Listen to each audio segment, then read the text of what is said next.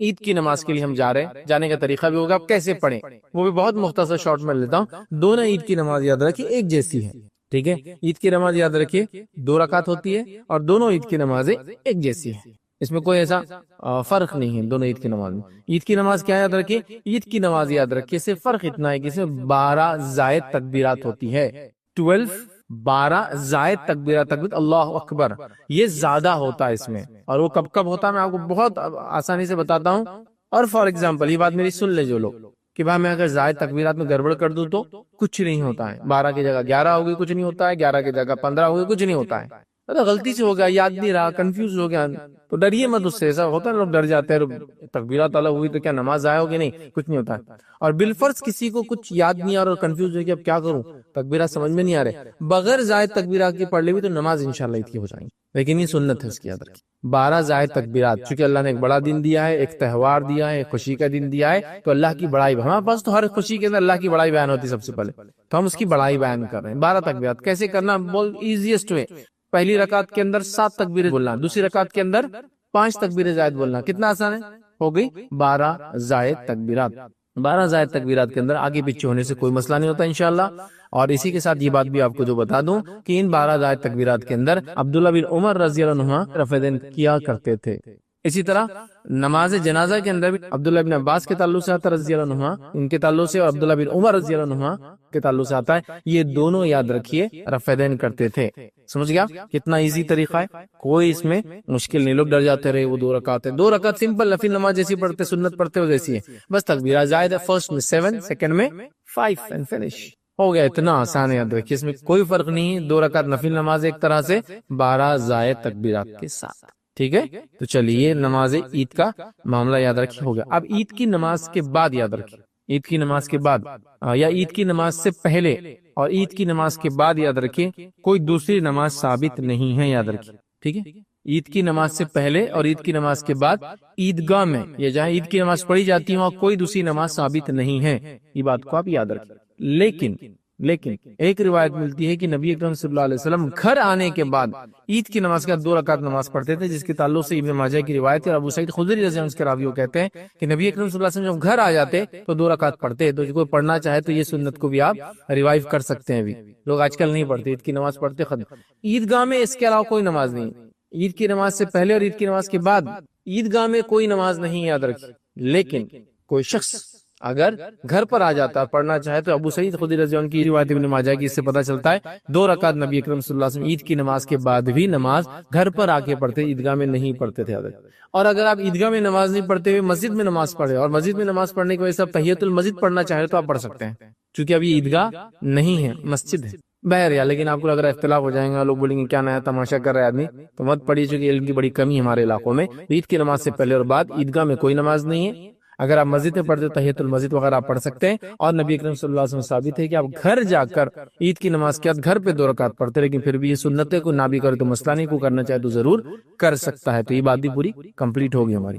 پہلی چیز یاد رکھیے ہم کو، عید کی نماز سے پہلے اگر عید الفطر ہے تو کھجور کھانا ہے، آڈ نمبرز میں 1، 3، 5 جو بھی آپ کھا سکتے، چونکہ ظاہر سی بات ہے ہر کسی کو کھجور، ہمارے علاقوں میں ہم کو عادت نہیں ہوتی اور کھجور گرم ہوتی ہے اپنی ذات سے، بہرحال جس کو جو جیسا جمتا ہے کرے۔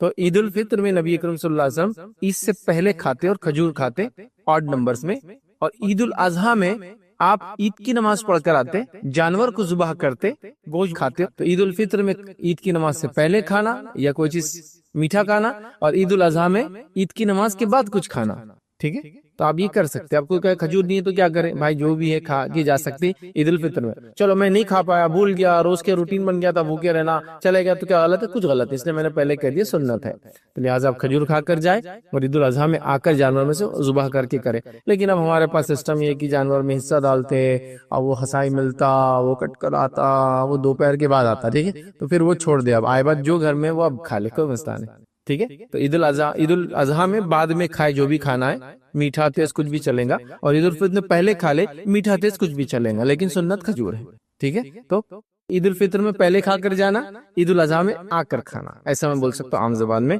اور اللہ کے رسول عید الفطر میں کھجور کھا کر جاتے، عید الاضحیٰ میں جانور کو ذبح کرتے، گوشت کھاتے۔ تو یہ کرنا چاہے تو ہم لوگ کر سکتے ہیں، آسانی ہے۔ کبھی گھر میں بکرا ہے، خود ہی ذبح کر رہے ہیں، گھر کے ممبرس کر رہے ہیں، تو یہ سب آسان ہو جاتا ہے بہرحال، ٹھیک ہے؟ تو عید کی تیاری میں کھانے کے بارے میں کچھ باتیں میں نے رکھ دی. اس کے بعد یاد رکھیے عید کی اب عید الاضحیٰ ہے تو یہ نماز کے بعد بولی جائیں گے، لیکن میں نے چونکہ کھانے کی بات تھی تو پہلے رکھ دی اس بات کو آپ کے سامنے. دوسرا کام کیا کرنا ہے یاد رکھیے آپ کو، یہ غسل کر لیں اور جو اچھا لباس اویلیبل ہے پہن لے. عید کی نماز سے پہلے غسل کر لینا چاہیے. بیمار ہے آپ نہیں کر سکتے، پانی نہیں ہے، یہ نہیں ہے، وہ نہیں ہے، کچھ بھی ایکس وائی زی چیزیں ہو سکتی ہیں. ہمارے علاقوں میں اکثر عید کے دن لائٹ چلی جاتی ہے، وہ کوئی دشمنی سے نہیں جاتی ہے. اتنے زیادہ لوگ گیزر چلاتے اور استریاں چلاتے ہیں کہ وہ فیوز اڑ جاتا ہے، ڈاؤن ہو جاتا ہے. یاد رکھیے ٹھیک ہے، کوئی دشمنی سے نہیں کر رہا. چونکہ کیا ہے عمومی طور سے گیزر کب چلتے ہیں، کوئی 8 بجے نہا رہا ہے، کوئی 7 بجے نہا رہا ہے، کوئی 10 بجے، کوئی نہیں نہا رہا ہے. اس وقت عید کے دن سب نہا رہے ہیں، سب استری کر رہے ہیں، تو کیا ہوتا ہے اوور لوڈنگ ہو جاتی ہے، تو وہ ہو جاتا ہے. بہرحال تو آپ کچھ بھی ہو سکتا ہے اس کی وجہ سے آپ نہا نہیں پائے. ٹھیک ہے، اچھے کپڑے، تو جو نہا سکتا ہے نہائے اور اچھے کپڑے زیب تن کرے، مطلب اپنے جسم پر ڈالے. اچھے کپڑے کہہ رہا ہوں، نئے ضروری نہیں ہے، کیونکہ ہمارے پاس عید الاضحیٰ میں تو آج کل نہیں سسٹم ہے، لیکن عید الفطر میں تو خریدی کر کر کے برباد ہو جا رہے ہیں. خریدی کر کر کے برباد، نیا شرٹ، نئی پینٹ، نیا کرتا یا نیا پیجامہ، نئی ٹوپی، نئی گھڑی، نیا یہ نیا، اتنا نئے کا ٹرینڈ چل گیا. نیا جوتا، نیا چپل، نیا ساکس، اتنا وہ ہے کہ میں نے دیکھا عید کی دن نماز سے پہلے انڈر ویئر بھی نیا اور بنین بھی نئی لاگ کے رکھی ہوئی تھی. Every thing new. حدیث میں کہیں بھی نئے کا تذکرہ نہیں ہے. جو اچھا لباس ہے وہ زیب تن کرو. میرے پاس 2 کپڑے ہیں، 3 کپڑے، 4 ہے. جو بیسٹ ہے وہ یہ ہے، اس میں 1 پیون ہے. جو سب سے خراب والا ہے اس میں 10 پیون ہے، تو میں کون سے پہنوں گا؟ 1 پیون والا.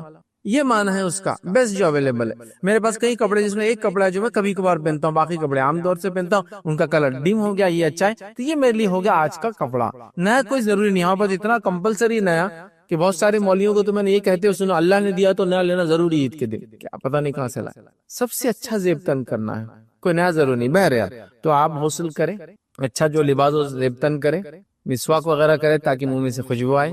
اس طرح خوشبو اگر اللہ نے میسر کی تو خوشبو لگائے، تیل اگر میسر ہو تو بالوں میں تیل لگائے. ٹھیک ہے، تو غسل لیا، بالوں میں تیل لگایا، اس کے بعد خوشبو اگر خوشبو لگائیے، مسواک وغیرہ کی جو ہے، یہ سب سنتیں. کچھ بھی ایسا نہیں کہ آپ بولیں گے ارے میرے پاس تو خوشبو نہیں تو کیا میں عید کو جاؤں نہیں جاؤں. کمپلسری رات بھر پڑے ہوئے کا وہ خوشبو کی دکان کے باہر کی، یہ خوشبو تو لے کے آنا ہے مجھے. یہ اتنا کوئی ہارڈ اینڈ فاسٹ چیزیں نہیں ہیں. ٹھیک ہے، تو بہرحال یہ سب کام آپ کو سنت عید سے عید کی تیاریوں میں آپ شامل کر سکتے ہیں. اسی طرح یاد رکھیے عید کے دن عیدگاہ پیدل جانا اور پیدل لانا یہ بھی سنت ہے، لیکن کوئی ضروری نہیں کہ آپ فالو کر پائے، کیونکہ آج کل شہروں کے حالات بڑے بڑے شہر ہو چکے ہیں اور عیدگاہیں بھی اتنی دور دور ہو چکی ہے کہ جس کو کبھی کبھار پاسبل نہیں ہوتا کہ آپ پیدل آئے اور پیدل جائے. یہ آپ کی ایج، موسم اور سارے فیکٹرز کو آپ لے، لیکن اگر سہولت ہے تو پیدل جائیے اور پیدل آئیے. نبی کریم صلی اللہ علیہ وسلم خاص طور سے پیدل جاتے، پیدل آتے. حالانکہ آپ نماز کو سواری پر بھی جایا آیا کرتے تھے، عید کے دن نہیں کرتے ویسے. تو لہٰذا آپ کوشش کریں کہ پیدل جائے، پیدل آئے. پیدل جانے اور پیدل آنے میں تکبیرات کا معاملہ یاد رکھیں، خاص طور سے آپ ادا کرتے رہیں. اس کے بعد پیدل جانے اور آنے میں یہ خاص خیال رکھیں کہ اللہ کے رسول صلی اللہ علیہ وسلم کے تعلق صحابہ فرماتے ہیں کہ آپ جاتے ایک راستے سے اور لوٹتے اس راستے سے پھر نہیں، مطلب دوسرے راستے سے لوٹتے. تو کوشش کریں کہ آپ ایک راستے سے جائیں اور ایک راستے سے واپس آئے. اب ایک مرتبہ 2 چھوٹے بچے بات کر رہے تھے، میں نے سنا ایک کہہ رہا تھا مسجد تو اپنے گھر کے باہر بازو سے، بولے اب ہم جائیں گے کون سے راستے سے، آئیں گے کون سے راستے سے. تو دوسرا بولنے لگا میرے پاس ایک آئیڈیا ہے، بولے اپن ادھر سے جائیں گے ایسا، بولے بازو سے، اور واپس ایسا گھوم کے آئیں گے بولے دوسرے راستے سے. تو 2 راستے ہو جاتے.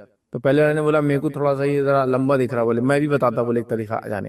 اپن جائیں گے بولے راستے کے یہ سائڈ سے، بولے جب مسجد جائیں گے، اور آئیں گے تو وہ سائڈ سے، ایسا ہوتا نا راستے کا وہ سائڈ جیسے گاڑی آتی ہے وہ سائڈ سے جائیں گے اور آئیں گے. میرے کو لگ رہا بولے یہ زیادہ بہتر ہے. بہرحال اگر بہت نزدیک وغیرہ ہے آپ کو جیسا کرنا ہے آپ کریں، لیکن کرنا یہ چاہیے کہ اگر آپ عیدگاہ وغیرہ یا مسجد جاتے ہیں، کبھی ہوتا ہے مساجد میں بھی نماز، بارش، پانی وغیرہ حالات، عیدگاہ چھوٹا اور وغیرہ وغیرہ کئی چیزیں ہوتی ہیں. ویسے تو عیدگاہ میں ہی ہونا چاہیے نماز، یہ ایک الگ بات ہے، لیکن ضرورت پڑنے مسجد میں بھی ہو سکتی ہے. تو ایک راستے سے جائیے، ایک راستے سے آنے کی کوشش کریں، مطلب جس سے اللہ کے رسول جاتے اس سے واپس نہیں آتے، کوئی اور راستے سے یا کوئی اور ڈائریکشن سے آتے، یاد رکھیں. تو بہرحال یہ بھی آپ کر سکتے، کریں جو چیز مناسب ہے حالات کے اعتبار سے کریں. ہمارے عیدگاہوں میں تو پولیس راستہ فکس کر دیتی ہے، ادھر سے جانا ادھر سے آنا، تو ظاہر سی بات ایک سے جانا اور ایک سے آنا ایسے سینس میں سے ہوتا ہے کہ جیسے ٹریفک ایک طرف سے جاتی آتے ہیں اور واپس آتے ہیں، لیکن الگ الگ راستے ذرا مشکل ہی ہوتا ہے. بہرحال جو آسانی کیجیے، یہ ساری چیزیں سنت ہے، یاد رکھیے. اسی لیے میں نے آپ کو یہ باتیں آپ کے سامنے رکھ دی، یاد رکھیے. اب آئیے آگے بڑھتے ہیں. یاد رکھیے عید کے اندر جو ایک کام اور کرنا ہے، یاد رکھیے اب عید کی نماز کو آپ جا رہے ہیں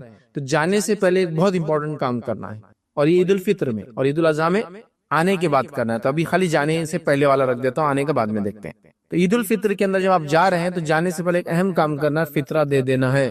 فطرے کا وقت چالو ہوتا ہے چاند دیکھنے کے بعد سے لے کر عید کی نماز کے پہلے تک. جس نے عید کی نماز سے پہلے فطرہ دیا اس کا فطرہ ہوا, جس نے عید کی نماز کے بعد فطرہ دیا اس کا عام صدقہ ہوا, اس کا فطرہ نہیں ہوا.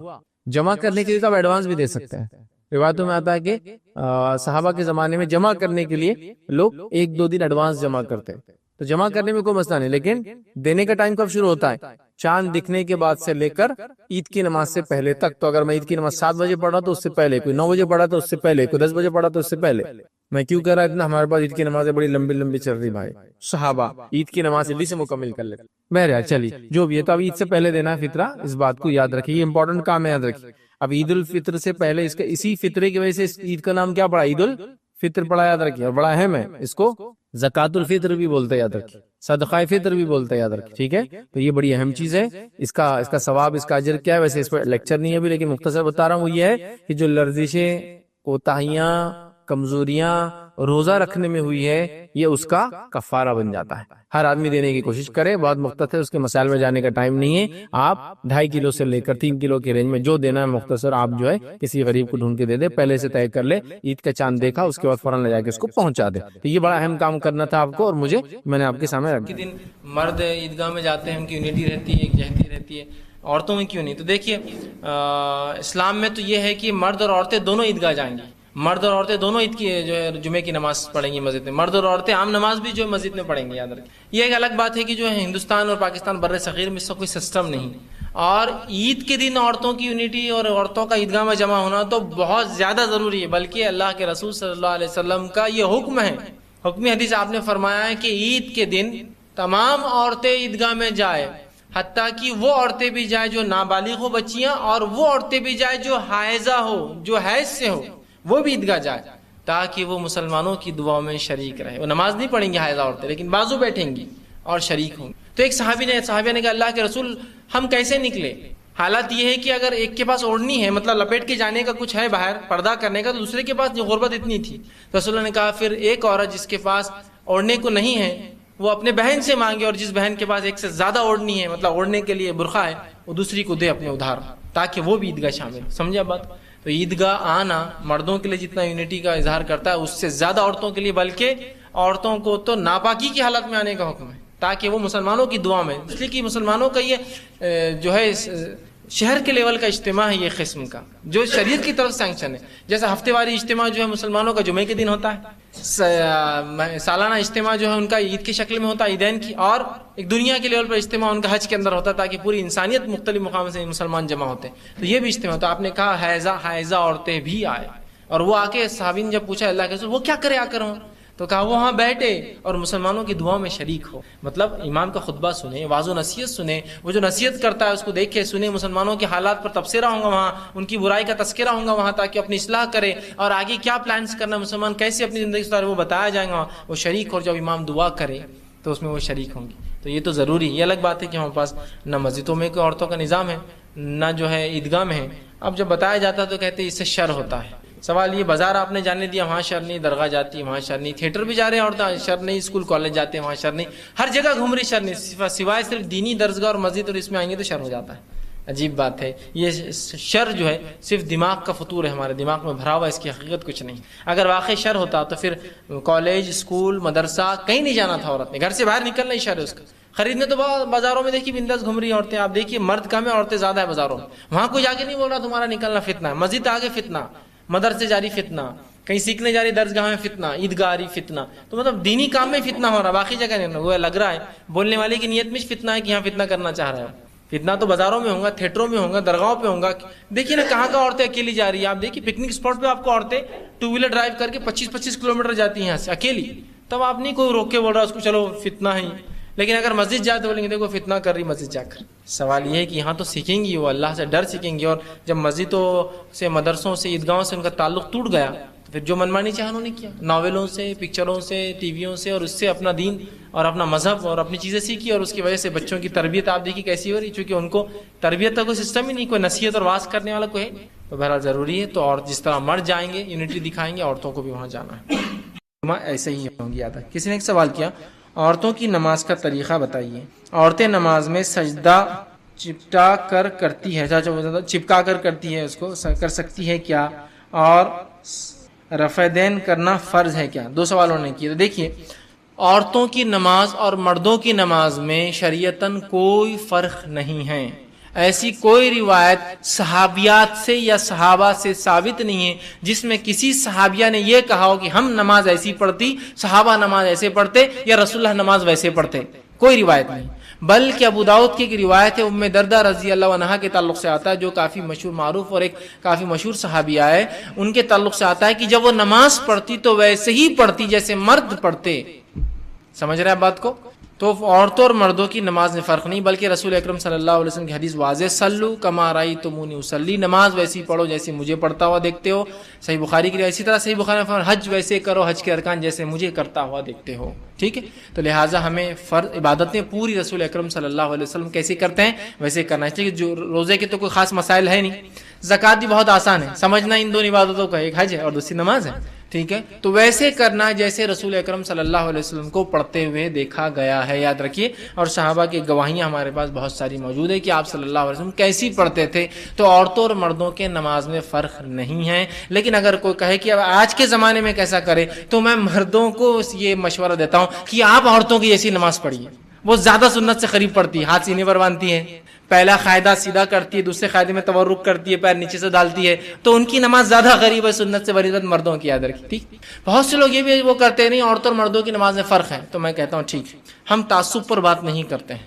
ٹھیک، ہم کسی کے تم یہ جماعت وہ جماعت، ہم وہ چیز پہ بات کرتے ہیں جو کتاب و سنت سے ثابت ہے. چلیے آئیے، اگر آپ کہتے ہیں مردوں اور عورتوں کی نماز میں فرق ہے، تو اس فرق کی کوئی ایک دلیل رسول اکرم صلی اللہ علیہ وسلم کی زبانی، کوئی ایک دلیل صحابہ کی زبانی یا کسی صحابیہ کی زبانی چاہیے کہ ہم ایسا پڑھتی اور صحابہ ایسا پڑھتے، رسول اللہ ایسا پڑھتے، یا ہمیں ایسا حکم دیا گیا، صحابہ کو ایسا حکم دیا گیا، ہمارا سجدہ ایسا تھا، صحابہ کا سجدہ ویسا تھا، رسول اللہ ایسا کرتے تھے. کوئی ایک ایسا کوئی واقعہ، کوئی روایت یا آثار. آثار کیا ہوتا ہے؟ صحابہ کی زندگی سے دیکھا گیا. کوئی ایک لا کے دیجئے تو انشاءاللہ عزیز ہم بھی اپنی نمازوں کو تبدیل کر لیں. مردوں کی نماز، نماز کی کتاب تو مردوں کی رہتی ہو، پھر آتا عورتوں کی نماز، ایک الگ چیپٹر اس کے اندر.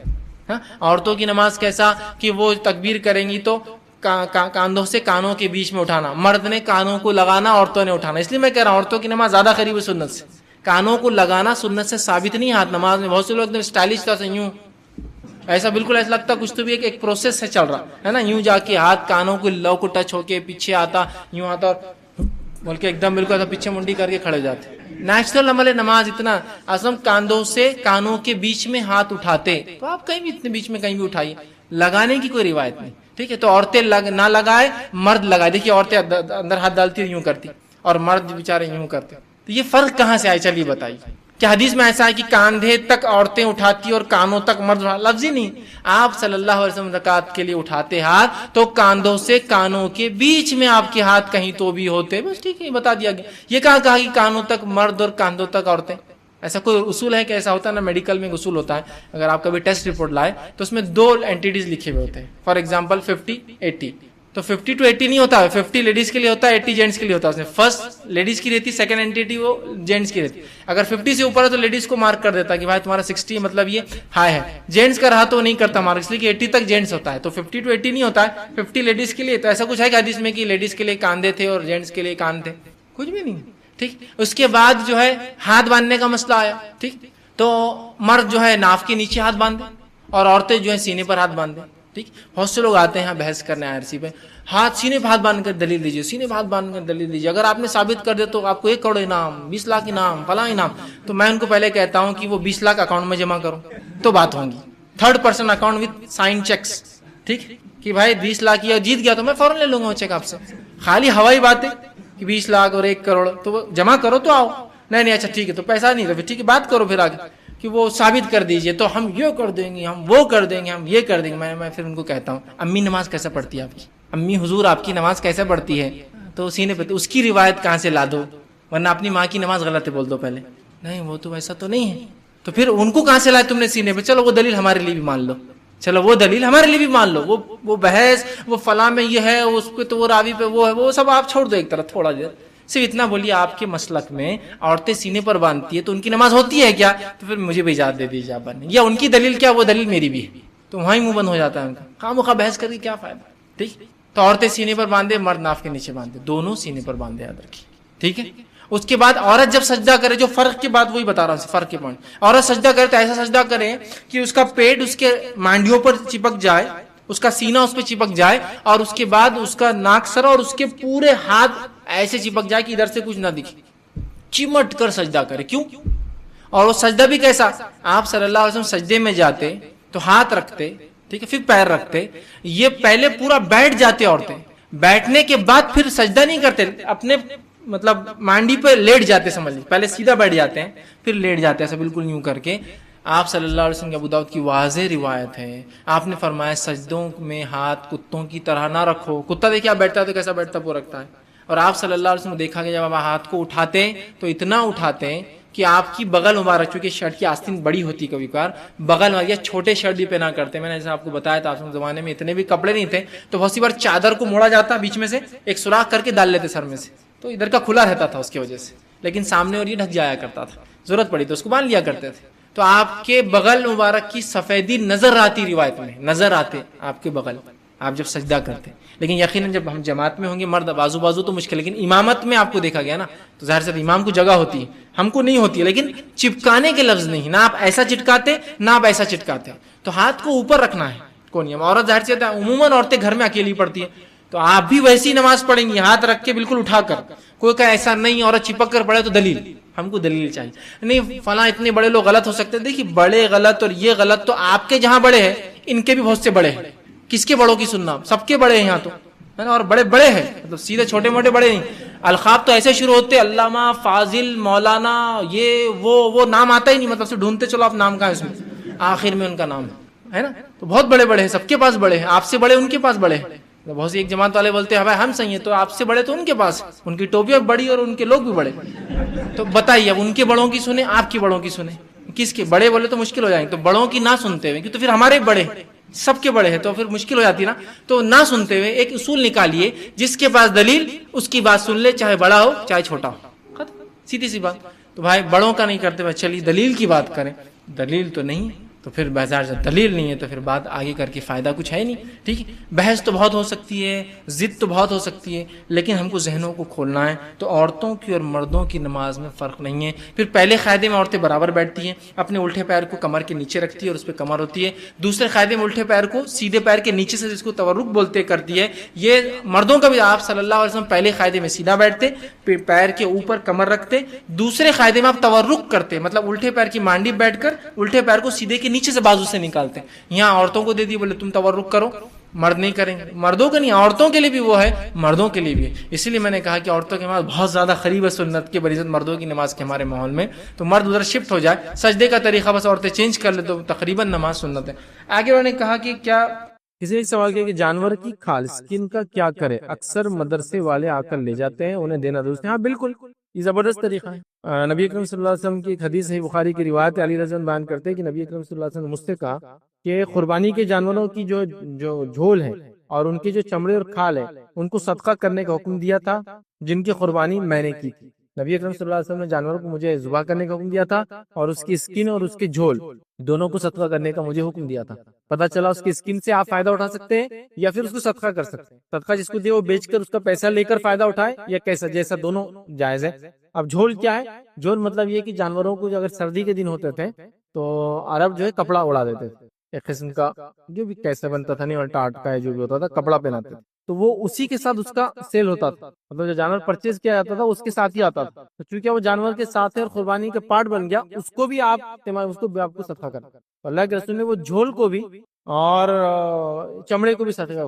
تو اگر آپ کے ٹھنڈے علاقے اور جانور کپڑے کے ساتھ ہی آتا ہے اسے کپڑا بھی صدقہ کرنا پڑے گا. یہ ہمارے علاقے میں بولیں گے کوئی بیلٹس آتے خوبصورت دیکھتے گلے میں، ناکوں میں آتے ہیں، تو بیچی مت، استعمال مت کیجیے، وہ صدقہ ہی کرنا پڑے گا کیونکہ وہ جانور کے ساتھ آیا تھا، کاسٹ میں انکلوڈیڈ تھا قربانی میں، اور وہ صدقہ ہی ہوگا. تو اللہ کے رسول نے جو جانور پہ جھول تھا، کپڑے ڈالے جاتے تھے اور اسکن دونوں کو حضرت علی سے کہا کہ دونوں کو صدقہ کر دو. تو لہٰذا آپ کو صدقہ کرنا ہے، استعمال کرنا ہے، بیچ نہیں سکتے. اس بات کو آپ کو یاد رکھنا ہے، یاد رکھنا. ٹھیک ہے. کسی ایک سوال کیا اب آگے آئیے. تیسرا سوال جو لوگوں نے کامنلی کیا تھا وہ یہ تھا کہ قربانی کرنے کی استطاعت ہو اور پھر بھی قربانی نہ کرے تو اس کا کیا ہوگا. مطلب کسی کی قربانی کرنے کی استطاعت ہے لیکن پھر بھی وہ نہ کرے تو کیا ہوگا. تو پہلے ہم سوال میں دیکھ چکے کہ سنت یہ سنت موقعہ ہے، جو کر سکتا ہے کرے، اور نبی اکرم صلی اللہ علیہ وسلم نے اس کی تاکید بھی کی یاد رکھے. تو جس کے پاس مال دولت ہے پھر بھی قربانی نہ کرے تو اس کو تاکید ہے نبی اکرم صلی اللہ علیہ وسلم کی کہ وہ ایسا نہ کرے بلکہ قربانی کرے، مطلب مال ہوتے ہوئے قربانی سے پیچھے نہ رہے، اس کو کرنا چاہیے. آئیے حدیث کے الفاظ دیکھیں اس طرح سے. یہ ابن ماجہ کی روایت ہے، نبی اکرم صلی اللہ علیہ وسلم فرمایا کہا کہ جو شخص قربانی کی استطاعت رکھتے ہوئے قربانی نہ کرے وہ ہمارے عیدگاہ کے قریب بھی نہ آئے. جو شخص قربانی کی استطاعت رکھتے ہوئے قربانی نہ کرے وہ شخص ہمارے عیدگاہ کے قریب بھی نہ آئے، مطلب عید کی نماز کے لیے نہ آئے. لیکن اس کا ہرگز یہ معنی نہیں ہے کہ آپ قربانی نہیں کرے تو عید کی نماز بھی نہیں پڑھیں گے. معنی یہ ہے کہ استطاعت ہے تو کرو، مطلب نبی اکرم صلی اللہ علیہ وسلم اس کو ایمفسائز کر رہے ہیں، زور دے رہے ہیں، ٹھیک ہے، اہمیت بتا رہے ہیں کہ جو قربانی کی استطاعت رکھتے ہوئے قربانی نہ کرے وہ ہمارے عیدگاہ کے قریب نہ آئے. مطلب قربانی کی استطاعت ہے تو قربانی بھی کرو اور عیدگاہ بھی آؤ، یہ سینس میں اس کا معنی. لیکن یہ بالکل نہیں کہ میں قربانی کی استطاعت رکھتا ہوں قربانی نہیں کر رہا ہوں تو اب نماز بھی نہیں پڑھوں گا عید کی، نہیں، نماز تو پڑھوں گا. ٹھیک ہے، یہ اہمیت بتانے کے لیے. ٹھیک ہے، تو لہٰذا قربانی سنت ہے، سنت موقعہ ہے. کچھ نے سنت واجبہ کہا، بہرحال اہم ہے، بہت اہم ہے. میں یہی گزارش کروں گا جس کی استطاعت ہے وہ ضرور بھی ضرور قربانی کرے، پیچھے نہ ہٹے. نبی اکرم صلی اللہ علیہ وسلم نے اسی کو تاکید اور اسی کی اہمیت بتاتے ہوئے یہ کہا کہ جس کے پاس قربانی کی استطاعت ہو اور وہ قربانی نہ کرے تو ہمارے عیدگاہ کے قریب بھی نہ. یاد رکھیے، یہ اس کی اہمیت بتانے کے لیے یاد رکھیے. ٹھیک ہے، تو بہرحال آپ سمجھ رہے ہوں گے بڑا اہم عمل ہے، جو بھی کر سکتا ہے وہ کرے. یاد رکھیں، جو بھی کر سکتا ہے. حتیٰ کہ اگر آپ کو ایسا لگتا ہے کہ اس ماہ میں کچھ پیسے لے کر قربانی کر دو، اگلے مہینے چکا سکتا ہوں، تو بھی آپ کر سکتے ہیں، کوئی مسئلہ نہیں اس کے اندر.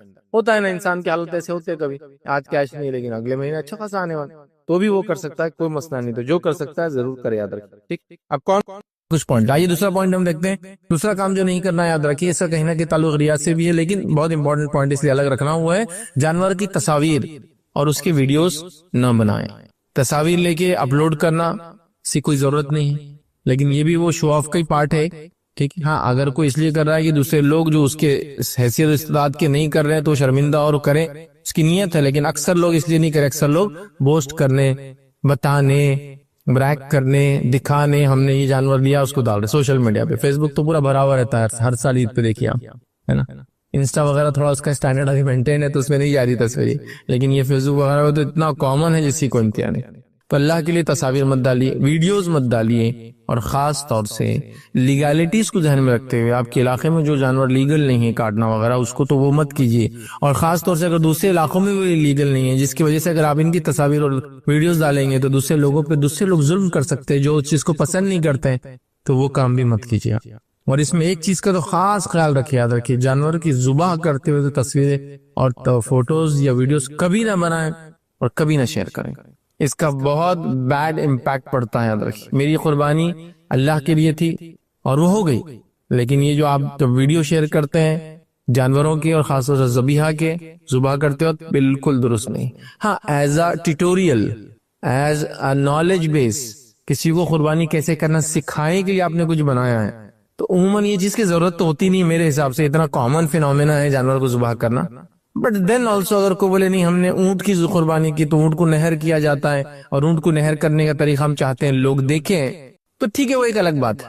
ویسے اونٹ کو ذبح بھی کر دے سکتے ہیں آپ، کرنا ہے تو عام زبان میں اس کو سلہ بولتا ہے، لیکن اونٹ کو نہر کیا جاتا ہے تو آپ اس کے لیے ٹیٹوریل بنا رہے ہیں ایز ایکسپلینیشن، بٹ اس میں بھی پورا کرتے ہوئے خون نکلتے وہ مت بتائیے بس ایسا کرنا اور ایسا کرنا ہے. تو اونٹ کو کیا کرتے ہیں، اس کا ایک پیر باندھ دیتے ہیں سامنے کا، وہ 3 پیر پہ کھڑا ہو جاتا ہے.